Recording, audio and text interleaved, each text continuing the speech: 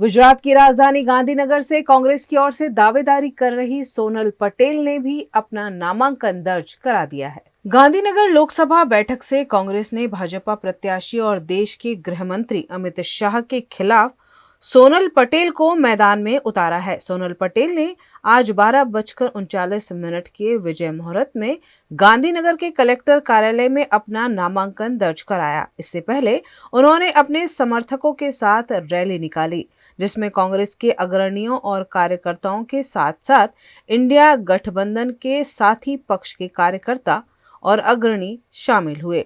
गांधीनगर लोकसभा बैठक से कांग्रेस की ओर से दावेदारी कर रही सोनल पटेल पेशे से आर्किटेक्ट हैं और ऑल इंडिया कांग्रेस कमेटी में सेक्रेटरी के रूप में अपनी सेवाएं दे रही हैं।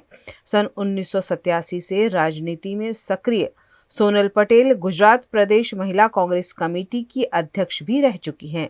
एक और भारतीय जनता पार्टी के केंद्रीय गृह मंत्री अमित शाह को 10 लाख की लीड से जिताने के लिए भारतीय जनता पार्टी एड़ी चोटी का जोर लगा रही है।